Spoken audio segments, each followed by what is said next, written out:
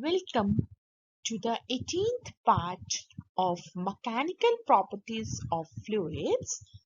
In this part, you will learn about pressure difference across a curved liquid surface and excess pressure inside a liquid drop. Here is the distinction between drop, cavity and bubble. Drop is a spherical structure filled with water. There is only one interface in the drop. That interface separates water and air. For example, water droplets. Cavity. Cavity is a spherical shape filled with air. In the surroundings there is water and in the middle there is cavity filled with air. There is only one interface which separates air and water. For example, bubble inside the aquarium. And bubble. In a bubble, there are two interfaces. One is air-water and another is water-air. Inside a bubble, there is air and there is air outside, but it consists of a thin film of water, as shown in the following diagram also. Pressure difference across a curved liquid surface. When the free surface of a liquid is curved, there is a difference of pressure between the liquid side and the vapor side of the surface. Let's consider the three possible liquid surfaces. As shown in the figure, if the surface is plane, the molecule A on the surface is attracted equally in all directions. The resultant force due to the surface tension is zero and the pressure on both sides of the surface is same. That means PL is equals to PV. Second case, as shown in the diagram, if the surface is convex, there is a resultant downward force on the molecule A. And for the surface to remain in equilibrium, the pressure on the liquid side must be greater than the pressure on the vapor side.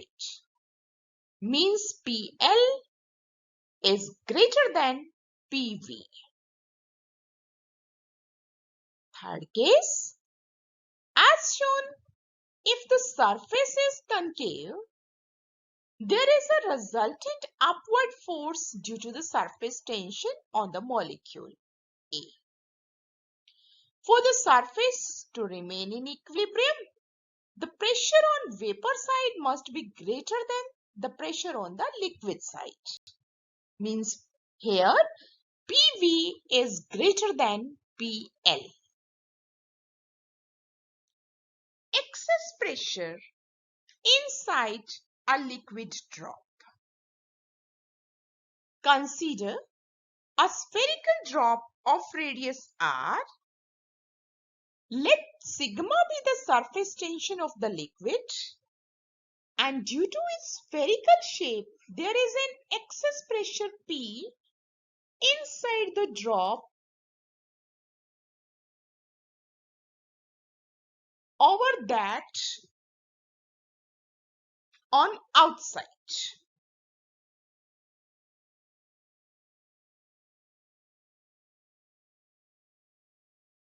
This excess pressure acts normally outwards. Let the radius of the drop is increased from r to r plus dr under this excess pressure P. So the initial surface area will be 4 pi r square and final surface area will be 4 pi into r plus dr whole square. When you will open the bracket by solving the square, you will get 4 pi into r square plus 2r dr plus dr square. Because dr is very small, so its square will be much smaller. So we can neglect. That means the final surface area will be 4 pi r square plus 8 pi r dr. And therefore the increase in surface area will be 4 pi r square plus 8 pi r dr minus 4 pi r square means it is 8 pi r dr. Work done in enlarging the drop is increase in surface energy, means increase in surface area into surface tension. So it will be 8 pi r dr into sigma. But we know that the work done has another formula also, and that is force into distance. Force, you know, it is pressure into area. So it will be pressure into area into distance. That means P into 4 pi r square into dr. By comparing the two work dones, P into 4 pi r square into dr equals to 8 pi r dr sigma. The pressure will be 2 sigma divided by r.